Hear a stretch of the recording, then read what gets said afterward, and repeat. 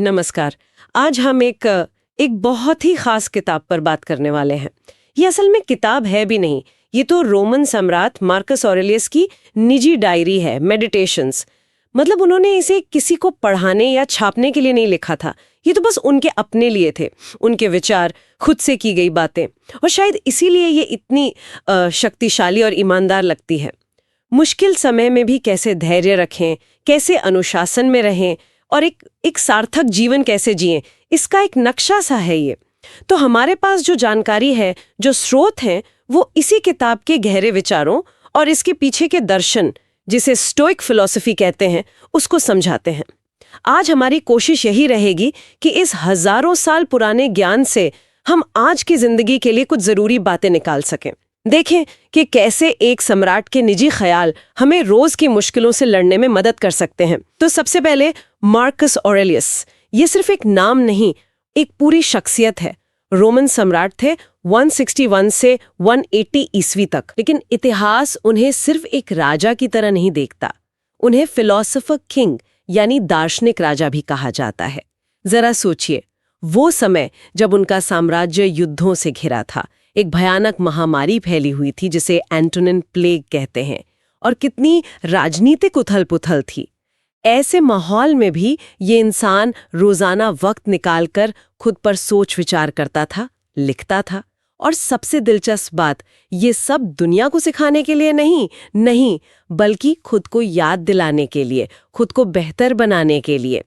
इसमें एक अजीब सी ईमानदारी है ना? हाँ, बिल्कुल सही कहा आपने। और यही ईमानदारी हमें सीधे स्टोइक दर्शन के दिल तक ले जाती है। तो ये स्टोइक दर्शन आखिर है क्या? सुनने में शायद ये बहुत सीधा लगे, पर ये बहुत गहरा है। इसका जो सबसे मुख्य विचार है वो ये कि हमारे काबू में असल में सिर्फ दो ही चीजें हैं, हमारे अपने विचार और हमारे अपने काम, हमारे एक्शंस। बाकी सब कुछ, जैसे पैसा, नाम, सेहत, दूसरे हमारे बारे में क्या सोचते हैं, यहाँ तक कि हमारी किस्मत भी, ये सब बाहरी चीजें हैं। इन पर हमारा पूरा नियंत्रण कभी नहीं होता। और ये फर्क समझना यही मानसिक शांति की तरफ पहला और सबसे जरूरी कदम है। जब हम उन चीजों की चिंता छोड़ देते हैं जो हमारे बस में हैं ही नहीं, तो हम अपनी सारी ताकत सही जगह लगा पाते हैं, अपने विचारों और कामों को सुधारने में। ये सुनने में तो बहुत तार्किक लगता है, पर असल जिंदगी में उतारना शायद सबसे मुश्किल है ना? क्योंकि हम तो तुरंत बाहरी चीजों को दोष देने लगते हैं। उसने ऐसा क्यों कहा, आज मौसम ठीक नहीं, मेरी तो किस्मत ही खराब है। लेकिन मार्कस और स्टोइक्स कहते हैं कि असल प्रॉब्लम ये बाहरी घटनाएं हैं ही नहीं। उनका एक बहुत मशहूर कथन है जो शायद इस पूरे दर्शन का निचोड़ है। तुम्हें परेशान करने वाली चीज घटनाएं नहीं है, बल्कि उन घटनाओं के बारे में तुम्हारे अपने विचार है। इसका क्या मतलब हुआ? जैसे मान लीजिए किसी ने सबके सामने मेरी बुराई कर दी, तो स्टोइक नजरिया ये कहेगा कि चोट शब्दों से नहीं लगी, बल्कि मेरे इस विचार से लगी कि ये मेरा अपमान है। क्या मैं सही समझ रही हूँ? हाँ, बिल्कुल बिल्कुल यही ये स्टोइक मनोविज्ञान का, आप कह सकते हैं, आधार है, जिसे नियंत्रण का विभाजन या डाइकोटमी ऑफ कंट्रोल कहते हैं। बाहरी घटना तो बस एक तथ्य है, किसी ने कुछ कहा, वो हो गया। अब उस तथ्य को हम क्या मतलब देते हैं? उसे अपमान समझते हैं या सबक, या बस हवा में उड़ा देते हैं? ये चुनाव पूरी तरह हमारा है। यहीं पर हमारी असली ताकत है, हमारी आजादी है। हम चुन सकते हैं कि किसी बाहरी बात को अपनी शांति भंग करने दें या नहीं। ये अभ्यास से आता है, एकदम से नहीं होता, लेकिन ये मुमकिन है। ये एक तरह का मानसिक किला है जिसे बाहर से कोई तोड़ नहीं सकता, जब तक हम खुद दरवाजा ना खोल दें। वाह, ये तो सच में एक सुपर पावर जैसा है, अपने मन पर काबू पाना। चलिए एक और दिलचस्प, बल्कि कहूँ तो थोड़ा चौंकाने वाला विचार लेते हैं, जिसकी मार्कस अक्सर बात करते हैं। मेमेंटो मोरी, यानी याद रखो कि तुम्हें मरना है। वो खुद को रोज ये याद दिलाते थे कि जीवन छोटा है, हम सब यहाँ थोड़े समय के लिए हैं। पहली बार सुनने में ये तो बड़ा निराशाजनक सा लगता है, डरावना भी। ऐसा नहीं लगता कि ये सोच हमें उदास कर देगी, जीवन का मजा लेने से रोक देगी? इसका असल मकसद क्या हो सकता है? ये सवाल बहुत स्वाभाविक है। पहली बार सुनकर ऐसा ही लगता है, लेकिन स्टोइक्स का नजरिया यहाँ बिल्कुल अलग था। मेमेंटो मोरी का उद्देश्य निराशा फैलाना नहीं था, बल्कि जीवन को उसकी असली कीमत समझाना था। सोचिए, अगर हमें सच में ये एहसास हो जाए कि हमारा वक्त सीमित है, हर पल कीमती है, तो क्या हम उसे फालतू की लड़ाई, बेकार की चिंता या दूसरों से खामखा की नाराजगी में बर्बाद करेंगे? शायद नहीं, शायद बिल्कुल नहीं। मौत का ध्यान हमें आज के पल की, वर्तमान क्षण की अहमियत बताता है। यह हमें उकसाता है कि हम वो करें जो सच में ज़रूरी है, अपने मूल्यों के हिसाब से जिएं, अपने रिश्तों को संवारें, हर दिन को भरपूर जिएं। ये एक तरह की, क्या कहते हैं, सकारात्मक तात्कालिकता, पॉजिटिव अर्जेंसी पैदा करता है। ये कहता है इंतजार मत करो, जो करना है आज करो, क्योंकि कल का क्या भरोसा। तो ये उदासी नहीं बल्कि सार्थकता का मंत्र है, देखा जाए तो। अच्छा, तो ये मौत का डर नहीं बल्कि जिंदगी को और अच्छे से जीने का तरीका है, अगर सही नजरिए से देखें। जी। ये बात मुझे हमेशा थोड़ी उलझन में डालती थी, पर अब साफ हुई। इसी से जुड़ा एक और जरूरी स्टोइक सिद्धांत है, प्रकृति और कर्तव्य के अनुसार जीना। वो कहते थे कि इंसान को प्रकृति के साथ, मतलब ब्रह्मांड की व्यवस्था के साथ तालमेल बिठाकर और अपने सामाजिक कर्तव्य को निभाते हुए जीना चाहिए। इसका असल मतलब क्या है? क्या इसका मतलब ये है कि जो हो रहा है उसे बस मान लो, एक तरह से भाग्यवादी बन जाओ? नहीं, ये भाग्यवादी होना बिल्कुल नहीं है। ये तो बल्कि सक्रिय रूप से अपनी भूमिका निभाने की बात है। प्रकृति के अनुसार जीने का स्टोइस मतलब था अपनी इंसानी फितरत की सबसे अच्छी क्षमताओं को पहचानना और इस्तेमाल करना, जैसे तर्क करना, विवेक से काम लेना, समाज में मिलकर रहना। हम सोचने समझने वाले प्राणी हैं तो हमें सोच समझकर फैसले लेने चाहिए। हम सामाजिक प्राणी हैं तो हमें समाज के भले के लिए काम करना चाहिए। और कर्तव्य के अनुसार जीने का मतलब है अपनी खास भूमिकाओं को पहचानना, चाहे हम माँ बाप हों, बच्चे हों, दोस्त हों, कर्मचारी हों, नागरिक हों, और उन भूमिकाओं से जुड़े जो हमारे फर्ज हैं उन्हें पूरी ईमानदारी, पूरी निष्ठा और अपनी पूरी क्षमता से निभाना। यहाँ ध्यान देने वाली बात यह है कि स्टोइक्स नतीजे पर नहीं बल्कि कोशिश और नियत पर जोर देते थे। जैसे एक डॉक्टर है, उसका काम है मरीज का अच्छे से अच्छा इलाज करना। अब मरीज ठीक होता है या नहीं, ये कई दूसरी बातों पर भी निर्भर करता है जो डॉक्टर के पूरे काबू में नहीं है। स्टोइक दर्शन कहता है अपना काम पूरी ईमानदारी से करो, सही इरादे से करो, फल की चिंता मत करो। ये कुछ गीता के कर्मयोग जैसा है ना। हाँ, ये कर्मयोग वाली बात से जोड़कर समझना आसान हो गया। तो अगर हमारा ध्यान अपने कर्तव्य पर है, दूसरों के नतीजों पर नहीं, तो फिर सवाल उठता है कि जब दूसरे लोग गलती करते हैं या हमें निराश करते हैं या हमारे साथ कुछ गलत करते हैं, तब हमारा रवैया क्या हो? क्या स्टोइक्स इसके बारे में भी कुछ कहते हैं? क्योंकि मार्कस का एक कथन है कि लोग बुरे काम अक्सर अज्ञानता या गलतफहमी की वजह से करते हैं, जानबूझकर शैतान होने की वजह से नहीं। इसलिए उनसे नफरत करने या बदला लेने के बजाय उन्हें सिखाना चाहिए और सब्र रखना चाहिए। ये आज के ज़माने में कितना ज़रूरी लगता है, पर उतना ही मुश्किल भी। बिल्कुल, ये स्टोइक सहानुभूति और सहनशीलता का एक बहुत अच्छा उदाहरण है। मार्कस और दूसरे स्टोइक्स का मानना था कि कोई भी इंसान जानबूझकर बुराई नहीं चुनता। वो गलत काम इसलिए करते हैं क्योंकि उन्हें सही गलत का साफ पता नहीं होता, या वो किसी गलत सोच या जुनून का शिकार होते हैं। जैसे कोई झूठ बोलता है तो शायद डर की वजह से, कोई धोखा देता है तो शायद लालच की वजह से। ये उनकी समझ की कमी है, ऐसा वो मानते थे। इस नज़रिए से देखें तो हमें उस व्यक्ति पर गुस्सा या नफरत के बजाय एक तरह की हमदर्दी महसूस हो सकती है। इसका मतलब ये नहीं कि हम गलत को सही मान लें या उसे अनदेखा कर दें, नहीं। हमारा कर्तव्य कहता है कि अगर हो सके तो उसे सुधारने की कोशिश करें, सही रास्ता दिखाएं। लेकिन अगर वो नहीं समझता या नहीं बदलता तो भी हमें अपनी मन की शांति भंग नहीं करनी चाहिए और ना ही नफरत पालनी चाहिए।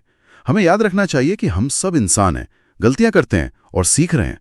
ये सोच हमें रिश्तों को संभालने में और समाज में बेहतर ढंग से रहने में मदद कर सकती है। ये वाकई एक बहुत ही परिपक्व और मानवीय सोच है।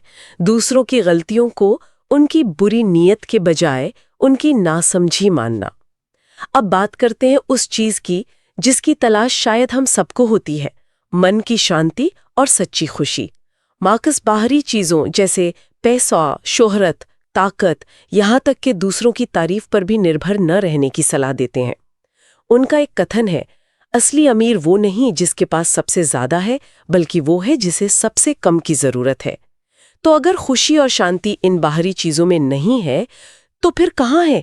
ये अंदर से कैसे आती है? स्टोइक्स का जवाब इस पर बहुत साफ था। सच्ची और टिकने वाली खुशी सिर्फ अंदरूनी स्रोतों से ही आ सकती है। बाहरी चीजें जिन्हें स्टोइक्स इनडिफरेंस कहते थे, मतलब जो अपने आप में ना अच्छी हैं ना बुरी, वो तो अस्थायी होती हैं, अनिश्चित होती हैं और अक्सर हमारे काबू से बाहर होती हैं। पैसा आता है, जाता है, शोहरत आज है, कल नहीं, सेहत भी हमेशा एक जैसी नहीं रहती। तो इन पर टिकी हुई खुशी भी उतनी ही कच्ची और नाजुक होगी। जैसे ही ये चीजें बदलेंगी, हमारी खुशी भी हिल जाएगी। इसके उलट स्थायी शांति और संतोष का आधार हमारा अपना चरित्र है, हमारे अंदरूनी गुण यानी वर्च्यूज हैं। स्टोइक्स ने 4 खास गुणों पर जोर दिया: विवेक, विजडम, सही गलत की समझ, न्याय, जस्टिस, निष्पक्षता, दूसरों के साथ सही बर्ताव, साहस, करेज, मुश्किलों का सामना करना, और संयम, टेम्परेंस, अपनी इच्छाओं और भावनाओं पर काबू रखना। जब हम इन गुणों को अपने अंदर विकसित करते हैं और इनके मुताबिक जीते हैं, तो हमें एक ऐसी अंदरूनी स्थिरता और शांति मिलती है जो बाहरी हालात पर निर्भर नहीं होती। ये वो खजाना है जिसे कोई हमसे छीन नहीं सकता। मन की अनुशासित और शांत अवस्था ही सच्ची दौलत है। अंदरूनी गुण और मन की अनुशासित अवस्था, और शायद इसी से जुड़ा है उनका आखिरी मुख्य संदेश, आत्म अनुशासन और वर्तमान पर ध्यान देना। मार्कस बार बार खुद को याद दिलाते हैं कि भविष्य की फालतू चिंता और अतीत के बोझ से आजाद हो जाओ। तुम्हारा असली अधिकार और काम करने की जगह सिर्फ अभी का पल है, वर्तमान क्षण। सिर्फ उस पर ध्यान दो जो तुम अभी कर सकते हो, जो तुम्हारे हाथ में है। ये सुनने में कितना लॉजिकल और सीधा लगता है, लेकिन शायद रोजमर्रा की जिंदगी में इसे करना सबसे मुश्किल कामों में से एक है। हमारा मन तो जैसे एक पेंडुलम की तरह अतीत और भविष्य के बीच घूमता ही रहता है। इसे वर्तमान में कैसे टिकाएं? हाँ, ये सच है कि मन का स्वभाव ही चंचल है, ये भटकता है। लेकिन स्टोइक्स इसे नामुमकिन नहीं मानते थे। वो मानते थे कि ये एक हुनर है जिसे अभ्यास से, प्रैक्टिस से सीखा जा सकता है। जैसे हम जिम जाकर शरीर की मांसपेशियों को ट्रेन करते हैं, वैसे ही मन को भी ट्रेनिंग दी जा सकती है। इसके लिए स्टोइक्स कई तरह के अभ्यास बताते थे, जैसे सुबह उठकर दिन की योजना बनाना। सिर्फ ये नहीं कि क्या क्या करना है, बल्कि किन उसूलों के साथ जीना है। दिन के दौरान ध्यान रखना कि कब हम अपने सिद्धांतों से भटक रहे हैं। और रात को सोने से पहले दिन भर का जायजा लेना, क्या सही किया, कहाँ गलती हुई, कल क्या बेहतर कर सकते हैं। एक और अभ्यास है जिसे प्री मेडिटेशियो मालोरम या बुराइयों का पहले से सोचना कहते हैं। मतलब जो मुश्किलें आ सकती हैं उनके बारे में पहले से सोचना, ताकि अगर वो सच में हो तो हम घबराएं नहीं, तैयार रहें। इन सारे अभ्यासों का मकसद मन को काबू में लाना, भावनाओं को समझना और संभालना, और सबसे जरूरी अपना ध्यान अभी के काम पर लगाना है। जब हम पूरी तरह से वर्तमान में होते हैं तो भविष्य की चिंता और अतीत के पछतावे के लिए जगह ही नहीं बचती। तो अगर हम इस पूरी बातचीत को समेटें तो मार्कस ऑरेलियस की मेडिटेशंस और स्टोइक दर्शन से हमने कुछ खास बातें सीखीं। पहली और सबसे जरूरी, अपने विचारों, अपनी प्रतिक्रियाओं को काबू करना सीखें, क्योंकि बाहरी दुनिया हमारे काबू में नहीं है। असली ताकत बाहर नहीं, अंदर है। दूसरी, जीवन नश्वर है, मेमेंटो मोरे। इसे माने और इसे एक ताकत बनाए जो हमें हर पल को ढंग से जीने के लिए प्रेरित करे। तीसरी, दूसरों के प्रति हमदर्दी और सब्र रखें। उनकी गलतियों को उनकी नासमझी समझें, न कि बुरी नीयत। नफरत की बजाय सुधार की कोशिश करें। चौथी, नतीजे की चिंता किए बिना अपना कर्तव्य पूरी ईमानदारी से निभाएं। कोशिश पर ध्यान दें, फल पर नहीं। और पांचवी, सच्ची खुशी और शांति बाहर की चीजों में नहीं, बल्कि हमारे अंदरूनी गुणों, विवेक, न्याय, साहस, संयम और आत्मानुशासन में है। बिल्कुल। और जैसा कि हमारे स्रोत भी कहते हैं, जीवन की सबसे बड़ी शक्ति एक शांत और अनुशासित मन है। ये हजारों साल पुराना ज्ञान आज भी उतना ही, बल्कि शायद आज की इस भागदौड़ वाली दुनिया में और भी ज्यादा जरूरी है। ये हमें याद दिलाता है कि चाहे बाहर के हालात कितने भी मुश्किल क्यों ना हो, हमारे पास हमेशा एक चुनाव होता है, अपने विचारों का, अपने नजरिए का, अपने कामों का। इसी चुनाव में हमारी आजादी और हमारी असली ताकत छिपी है। मार्कस ऑरेलियस का सदियों पुराना संदेश आज भी गूंज रहा है, शांत रहें, मजबूत बने और सद्गुणों के साथ जिएं। और जाते जाते सुनने वालों के लिए एक सवाल छोड़ जाते हैं। मार्कस ऑरेलियस और स्टोइक्स मानते थे कि सिर्फ हमारे विचार ही हमें परेशान करते हैं। बाहरी घटनाएं अपने आप में अच्छी या बुरी नहीं होती, वो तो बस होती हैं, तटस्थ। तो क्या इसका मतलब यह है कि दुनिया में सचमुच कुछ भी बुरा या अच्छा नहीं होता, ये सिर्फ हमारा देखने का नजरिया है, हमारी दी हुई परिभाषा है। अगर ऐसा है तो क्या हम अपनी किसी भी मुश्किल को, जिसे हम बुरा मानते हैं, सिर्फ अपना नजरिया बदलकर उसे कम तकलीफ दे या शायद सीखने का एक मौका बना सकते हैं? इस पर सोचना शायद हमें अपने अनुभवों को, अपनी चुनौतियों को और शायद अपनी पूरी जिंदगी को एक बिल्कुल नई रोशनी में देखने की चाबी दे सकता है।